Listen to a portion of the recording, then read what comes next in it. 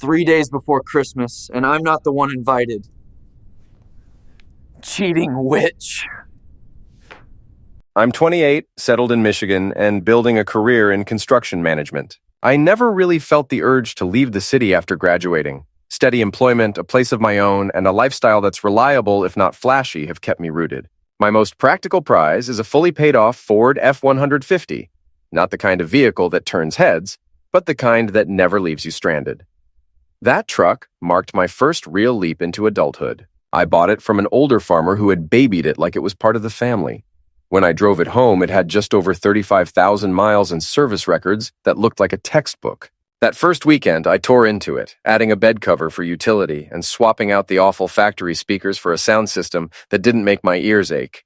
For years, dating had been one disappointment after another. Women seemed to interpret my steady paycheck, clean apartment, and lack of drama as some kind of dullness. I'd reached a point where I quit chasing relationships and threw myself into other things. Fitness, long work days, and a passion project. Restoring a 1985 Mustang I tracked down online.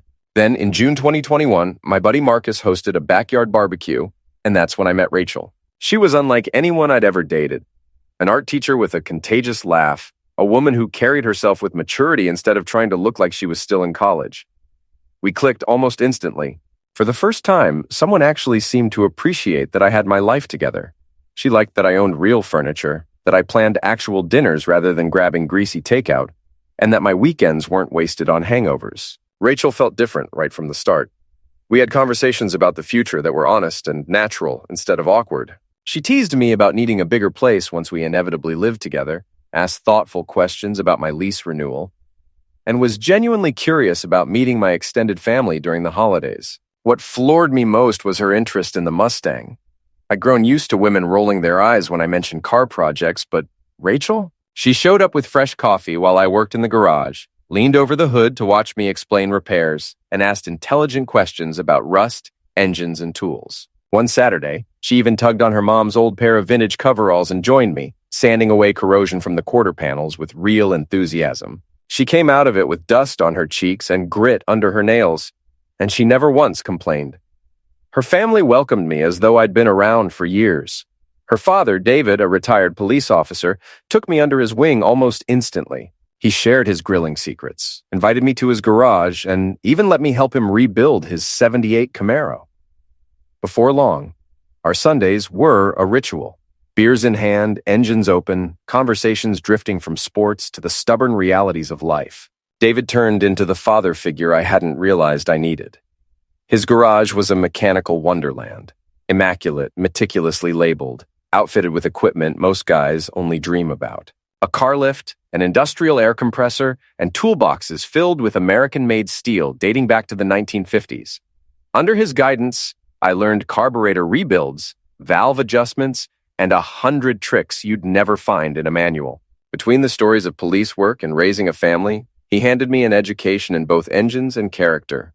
Rachel's mother, Linda, treated me with the kind of warmth that made it clear she had always wished for a son. She constantly sent me home with leftovers, shared articles she thought I'd enjoy, and asked my opinion about everything from paint swatches to yard tools. At family dinners, she would literally shoo Rachel away just to pull me outside and show off her garden or ask about my projects. That garden was a masterpiece. Rows so neat they looked drawn with a ruler, charts tracking harvest schedules, and a greenhouse that operated like a laboratory. She peppered me with questions about soil balance, irrigation systems, and growth cycles, then turned around and taught me her canning techniques. When she learned about my project management background, she even enlisted me to help redesign the greenhouse's layout. It wasn't long before they started telling Rachel how lucky she was. David would nudge about marriage. Linda dropped hints about future grandchildren. The truth is, I adored them both. Being around her family didn't feel like obligation. It felt like belonging. By the time autumn of 2022 arrived, I had already made up my mind. I was going to ask Rachel to marry me. Hidden away in the back of my dresser drawer was an $8,000 engagement ring, tucked safely beneath folded sweaters where I checked on it almost daily, just to reassure myself it was still there. The blueprint was simple but meaningful. Christmas night, after dinner at her parents' house, with both of our families gathered around the table for dessert. I had rehearsed the moment in my head a dozen different ways, every detail planned down to the timing of the toast. When October rolled around, I slipped into full holiday mode like something out of a Hallmark movie. My family has always gone over the top for Christmas. So for me, planning early wasn't just normal. It was tradition. And this particular season carried extra weight. It was our first Christmas as a couple heading toward engagement. I wanted everything to feel seamless. By mid-October, I was already juggling schedules, securing reservations, buying the right clothes, and mapping out a gift exchange so the evening wouldn't feel rushed. One of the centerpieces of my plan was a dinner reservation at Sterling's, an upscale steakhouse Rachel had once mentioned after spotting it on a food blogger's feed. I managed to lock in a 7 p.m. slot on Christmas Eve. Prime time, impossible to get without relentless persistence. I specifically requested their best table overlooking the city lights and made sure the staff knew it was for a special occasion. On top of that, I bought a new blue sweater simply because Rachel had once said that color suited me best. Nothing was left to chance. Gift shopping turned into a detective mission. At Thanksgiving, Linda casually mentioned her grandmother's china pattern, lamenting that she wished she could complete the set. That single comment sent me on a 4-week odyssey across antique shops in 3 different counties until I finally uncovered 6 matching pieces. Around the same time, David mentioned a rare book on police history he had been wanting to read. I hunted down a first edition online, the kind of thing you have to dig through obscure collectors' forums to even find. Rachel's gift required the most effort of all. She had been quietly bookmarking a professional art supply set for months, the Winsor & Newton Premier Kit with nearly 150 brushes, pencils, and specialty tools. She could never bring herself to spend that much money, but I had been saving since summer. Dropping nearly $900 didn't faze me because I knew the look on her face would be priceless. I thought of everything, including backup plans. What if a snowstorm made driving to her parents impossible? What if the restaurant lost my reservation? What if someone's family schedule changed at the last minute? I had scenarios mapped out and contingencies prepared. Looking back, I might have gone overboard. But planning like that was my way of showing I cared, through details, preparation, and foresight. Then, as November crept in, the cracks began to show. The first warning sign came when I unveiled the china set I had spent weeks tracking down. I laid the pieces out across my kitchen table like priceless artifacts, excited to see Rachel's reaction. Instead, she barely looked up from her phone. "Oh yeah, that's nice," she mumbled, scrolling through Instagram as though I had just shown her a grocery receipt. "Your mom's going to be over the moon when she sees these," I pressed, hoping for more. She gave me a distracted without lifting her eyes from the screen. She chalked it up to exhaustion, parent conferences, holiday concerts, endless paperwork. Teaching middle school in December is like trying to control chaos armed with nothing but patience, so I accepted the explanation. She would come over worn out, grading stacks of assignments at my kitchen table while venting about pushy parents and tight deadlines. I cooked, listened, and assumed the phone fixation was her way of decompressing. But soon, another name began creeping into our conversations. Tyler. At first, it was casual, an old college friend who had just moved back for a job with some local startup. "Tyler thinks I should travel more," she'd say, or, "Tyler says this town stifles creativity." It sounded harmless, the way people talk about reconnecting with old acquaintances. But soon, Tyler became a daily character in our lives. Tyler believed she should take risks with her art. Tyler said small towns eliminates ambition. Tyler had crazy stories from Denver, where he lived before. The more I heard, the more unsettled I became. From what I gathered, he worked for a boutique coffee company peddling overpriced blends to hipster cafes, probably owned a dozen flannel shirts, and had far too many opinions about pour-over methods. Yet Rachel seemed enamored with his so-called creative energy. She gushed about how he'd already traveled to 8 countries before turning 30 and contrasted it with her never leaving Michigan. I'm not the jealous type by nature, but the shift was impossible to ignore. She was glued to her phone during dinner, her answers to my questions vague and evasive. When I asked who she'd been with, the word friends replaced specific names. On November 20th, I brought up our Christmas dinner plans, those carefully laid reservations at Sterling's, and she casually suggested, "Maybe we should keep things flexible this year." "Flexible how?" I asked. "Just not so structured. More spontaneous," she replied.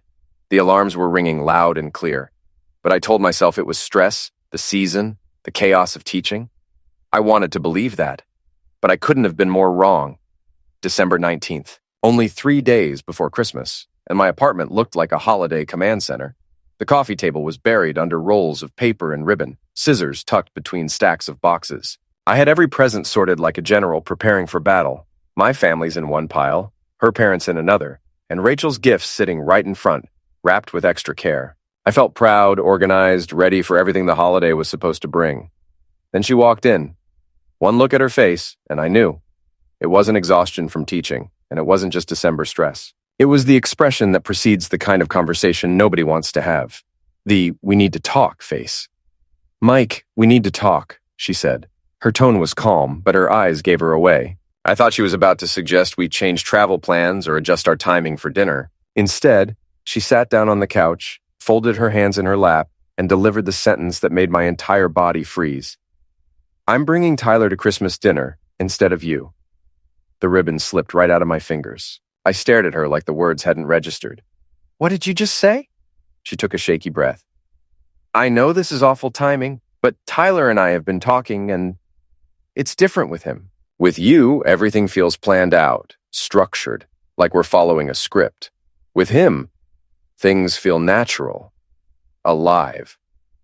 I put down the gift I had been wrapping, hers of all things, and tried to process it. 3 days before Christmas, after months of preparation, after everything I've been working toward. "I know," she said quickly. "I've been searching for the right moment to tell you, but it never came. You're thoughtful in ways most people would envy. The dinners, the gifts, the reservations, the way you notice every detail. My family says it should make me feel lucky, but instead, it makes me feel trapped." "Trapped," I repeated, my voice sharp. "By someone caring enough to actually think ahead? Trapped by someone writing out every step of a future I haven't even decided on yet," she replied, her voice cracking. "Tyler doesn't do that. He's spontaneous. He makes me feel like I can breathe again." Then she dropped the real blow. "And I saw the ring in your dresser last week. I know what you were planning for Christmas dinner." I felt my chest tighten. "You went through my things?" "I wasn't snooping," she said quickly. "I was looking for a charger and I found it by accident. Mike, I'm only 24. I'm not ready to be engaged." Can you imagine how painful it would have been for both of us if you'd proposed in front of our families and I had to say no? "I'm sparing you that humiliation." I let out a bitter laugh. "You're calling this a favor?" "Yes," she insisted, tears streaming now. "This way, we both save face. There's no public rejection, no scene in front of our parents. We can end things quietly." "How thoughtful of you," I muttered, unable to hide the edge in my voice. She shook her head. "You think I'm being cruel, but I'm just being honest. Tyler doesn't pressure me. He doesn't plan every detail. He just wants to enjoy life as it comes, and that's what I need. As for the gifts, the reservations, my family, I'll handle it. They'll understand. The truth is, Mike, you and I want completely different things. I can't be with someone who already has our entire lives laid out like a spreadsheet." I could have fought for her. Could have pointed out she seemed pretty happy about all my planning until Captain Spontaneous showed up. Could have begged her to wait until after Christmas. Could have asked why she was sabotaging everything we'd built. But honestly, something in me just snapped. I stood up, gathered all the gifts I'd bought for her family into a neat pile, and set them on the coffee table. "Give these to your parents. They deserve to have Christmas gifts, even if I won't be there to watch them open them." She's looking at me like I'm some kind of robot. "Mike, you're making this way harder than it needs to be." "Nah, I'm making it exactly as hard as it needs to be." I went to my bedroom, got her overnight bag from my closet with her spare clothes and toiletries, and handed it to her, opened the front door, and held it. Can we try to stay friends?" she asks while clutching her bag. I just looked at her. "You made your choice, Rachel. I'm not going to argue about it or help you feel better about screwing me over." More crying, but not the "I made a mistake" kind.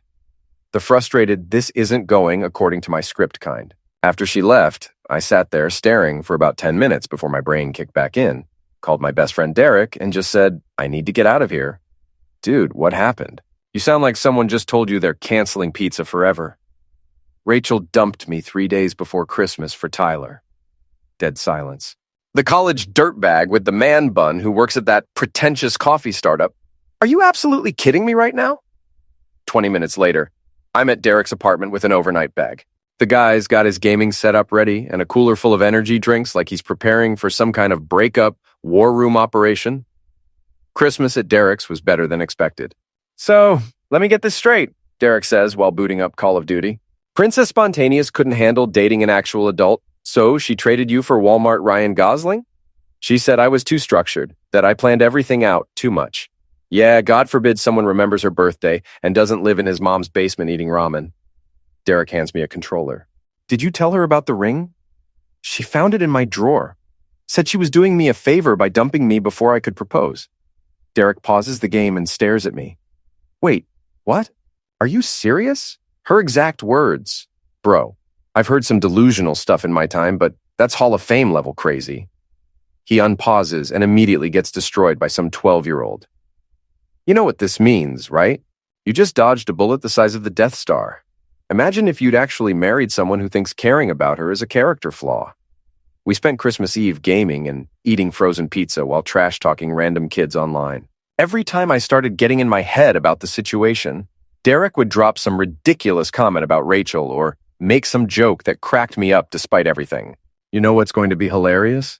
He said around 2 a.m. while we're getting destroyed in some battle royale. She's going to spend Christmas explaining to her family why you got replaced by a guy whose biggest accomplishment is probably running a Juice Cleanse Instagram account. Christmas morning, I woke up early out of habit, made coffee, went for a long walk around Derek's neighborhood, called my parents.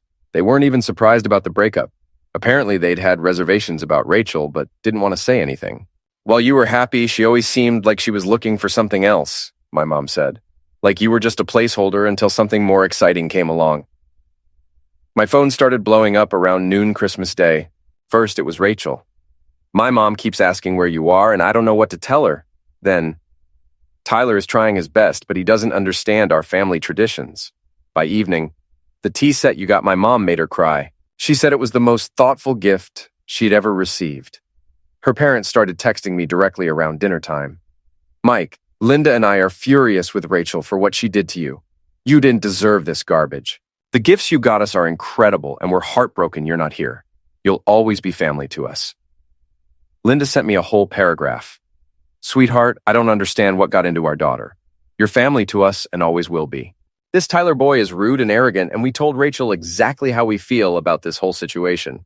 We love you, and we're so sorry.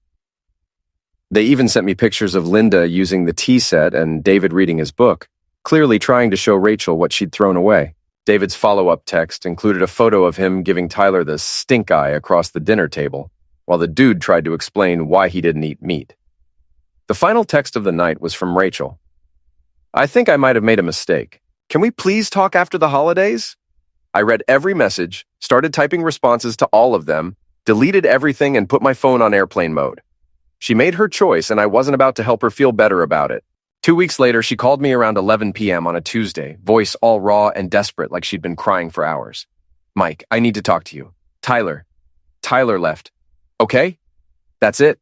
Just okay? What do you want me to say, Rachel?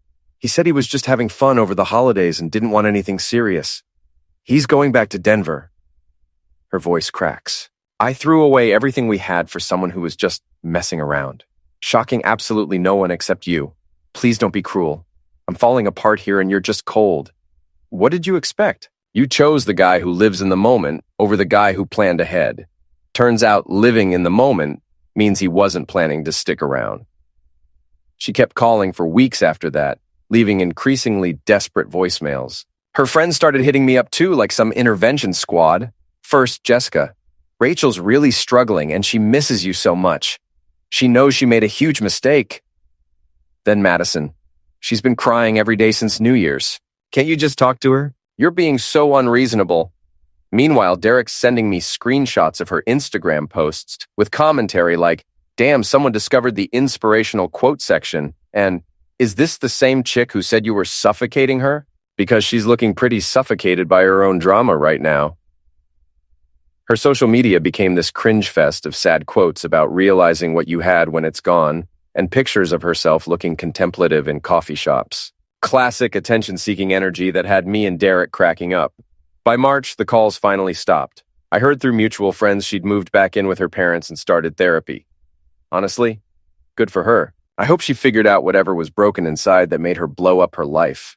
Meanwhile, I threw myself into actually living instead of just planning to live. Started taking photography classes on weekends, which led to solo trips around Michigan, hitting up state parks and small towns. Started hitting the gym more consistently. The photography classes were at this community college downtown, taught by this old-school photographer who'd worked for newspapers back when that was still a real job. I learned to shoot manual mode on my dad's ancient Canon, that had been collecting dust in my closet, started documenting the Mustang restoration process, which turned into this whole portfolio about American muscle cars and blue-collar pride. Even had a few prints selected for a local art show. Work was going great, too. My project management skills, which Rachel found suffocating, were getting me promoted. Turns out being organized and thinking ahead were actually valuable traits in the real world. The promotion came with a nice salary bump and my own office with actual windows. But the real win? I finally pulled the trigger on something I'd been wanting for years. Bought a 2017 Harley Iron 883. Thing was a bit beat up, but had good bones. Spent my weekends in Derek's garage tearing it down and rebuilding it piece by piece. You know what they call a motorcycle that won't start? Derek said one Saturday while I'm rebuilding the carburetor. A really expensive paperweight with trust issues. Kind of like my dating life, but louder. There's something therapeutic about working with your hands. Plus, every time I fired up that engine, I felt like I was reclaiming something Rachel had tried to take from me. The confidence to be myself. That's when I met Sarah through this hiking group I joined. Complete opposite of Rachel in every way that mattered. Where Rachel was impulsive and flighty, Sarah was thoughtful and grounded. Where Rachel was always looking for the next adventure, Sarah appreciated building something solid. Most importantly, she actually liked the stuff about me that Rachel found overwhelming. I love how you remember things, she told me when we were planning our third date. It makes me feel like I actually matter to you. Sarah's the kind of person who chose a career based on actually helping people, instead of chasing abstract creative fulfillment. She'd grown up on a farm outside Detroit, knew how to fix things when they broke, understood the value of hard work and planning ahead. The girl could back up a truck, change a tire, and cook a meal that didn't come from a box. Plus, she thought the Harley was badass and wanted to learn to ride. Our first Christmas together, she was genuinely excited about doing it right.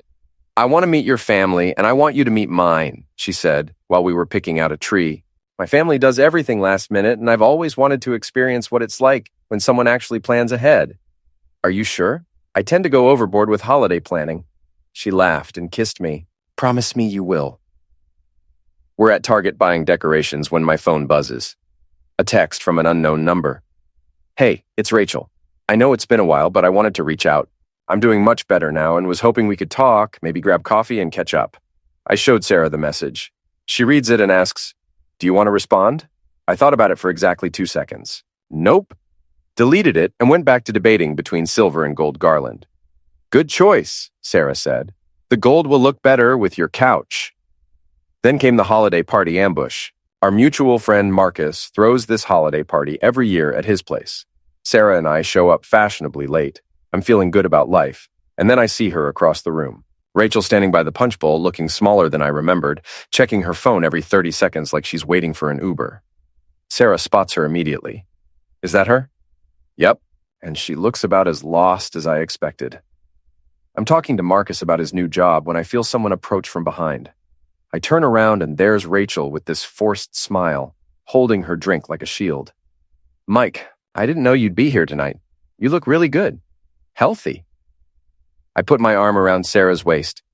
Hey, Rachel, this is Sarah, my girlfriend. Sarah immediately extends her hand with a genuine smile. Sarah, I know Mike mentioned you two had history. It's nice to meet you. I watch Rachel completely ignore Sarah's outstretched hand and look her up and down. Right. Sarah.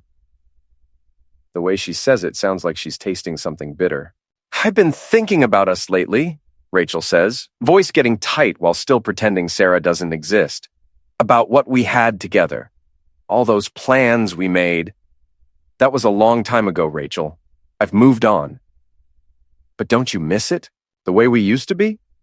The way you used to plan everything for us? She's looking directly at me, completely cutting Sarah out of the conversation like she's invisible. Sarah jumps in, clearly proud. Oh, Mike's been amazing.